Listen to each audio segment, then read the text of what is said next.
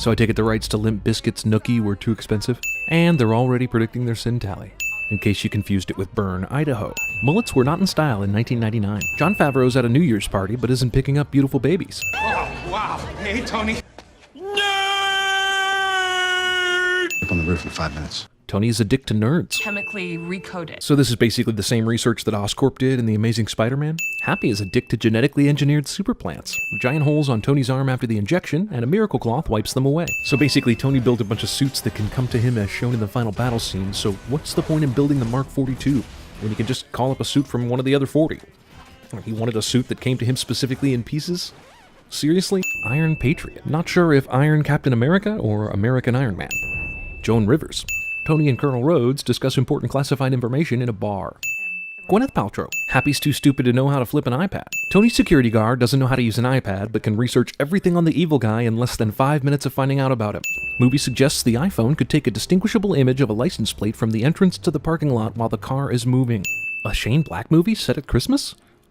How original. Busted. What a dick.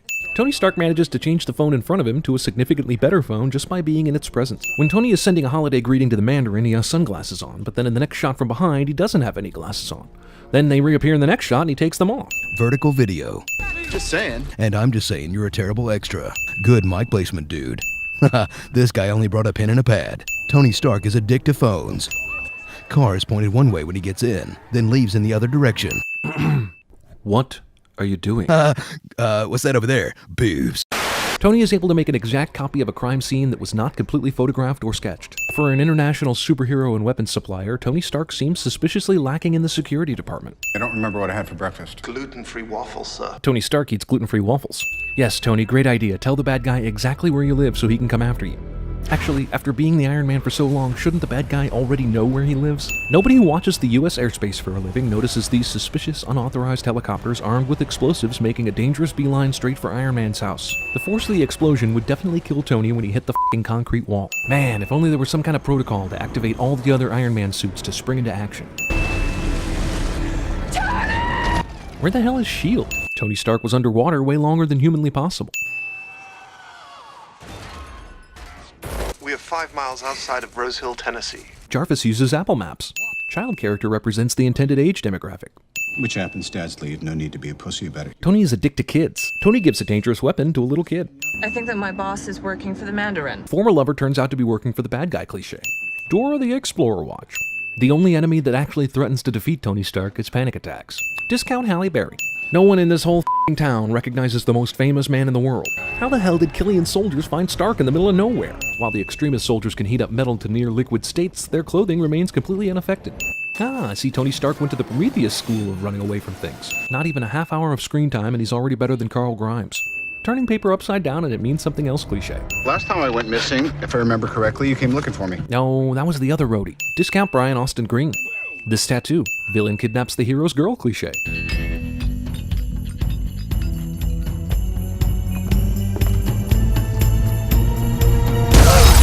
The time it takes for Tony's bulb grenade to blow up down the hallway is significantly longer than the one he drops in the fountain. Now the glove's on his right hand? The electric glove is made for his left hand, as shown here. Ben Kingsley isn't Gandhi in this scene. My name's Trevor. Surprise! Except it's stupid. If Trevor's an actor, how come none of the members from his previous productions he worked on, or any of the acting guilds he was affiliated with, can recognize him? We rule from behind the scenes. Ah, I see Killian went to the Miranda Tate school of explaining one's entire plan to the one person that could foil it before actually killing them. There's nothing in either of Killian's hands, but when he goes to shoot Maya, the gun appears when he raises his arm. In the following shots when he leaves, the gun is gone again. At one point in the movie, Aldrich Killian spits fire out of his mouth, completely destroying a staircase. However, in the final fight, he never uses it once, even though it seems to be one of the most powerful things he can do. Windows on Air Force One are bulletproof. When Tony is in captivity and calls for his Mark 42 suit, the suit tries frantically to escape from the garage in Tennessee.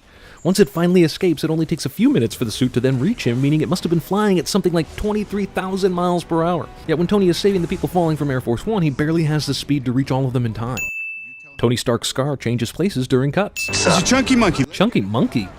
That's offensive to large people falling from the sky. Honestly, now they're traumatized and offended. What are they screaming about? They're getting free skydiving. That ain't cheap. Dramatic slow motion shot of people falling into the water cliche. The Iron Man suit gets broken and smashed to pieces by a truck. It doesn't matter if Tony's in it or not. In the first movie, the suit could take a direct hit from a tank shell and Tony shrugged it off like it was nothing. Now, a freaking truck can destroy it. At that time. The house party protocol, sir? House Party Protocol features neither kid nor play. Yeah, that seems like protocol. Leave the president chained up in a fully working Iron Man suit in a place where he can easily escape. The amount of Iron Man suits is too damn high.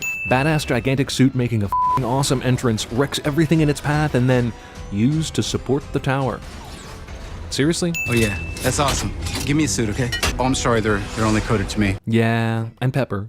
And Killian. Iron Man suits are racist. Seriously, where are the Avengers? Even if Stark didn't call them for help, you'd think Nick Fury or Captain America himself would maybe have stepped in when the President of the United States gets kidnapped by a gang of ornery fire-breathing terrorists. When the President is wearing the Iron Patriot armor at the end, he's trapped and can't do crap, and yet when Rhodey puts it on, it becomes functional. Why are the Iron Man suits one size fits all? No matter who put it on throughout the whole movie, it seems to fit fine. Villain thought dead, but not really dead cliche. Killian's not fighting in his own Iron Man suit in the climax. Damn. Missed the trifecta. Shocking Gwyneth Paltrow survived scene, not really all that shocking. Before being captured, Pepper decided to pick out a bra that was 100% fire and extremist proof. Maybe she bought it at the same place Bruce Banner picks up his shorts. Pepper rips off a suit's arm and then uses the repulsor without a power source. At the end of the movie, Pepper can instantly shoot the hand blaster from the Iron Man suit with no experience at all. Damn it, did Gwyneth Paltrow just save the f***ing day?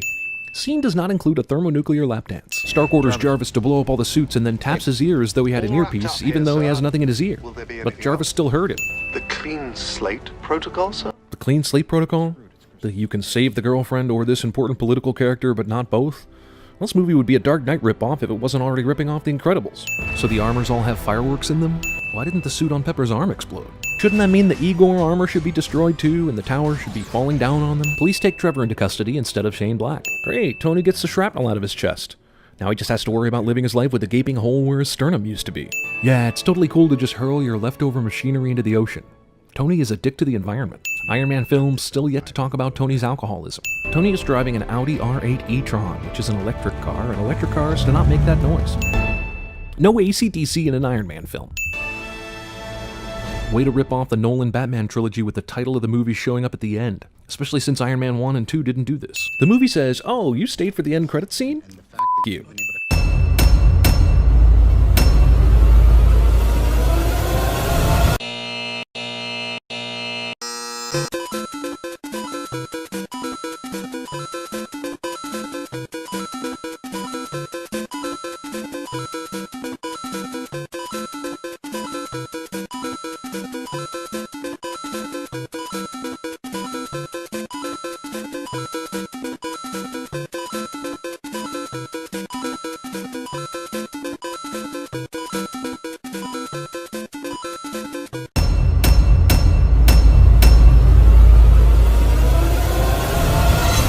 Wouldn't go in there for 20 minutes.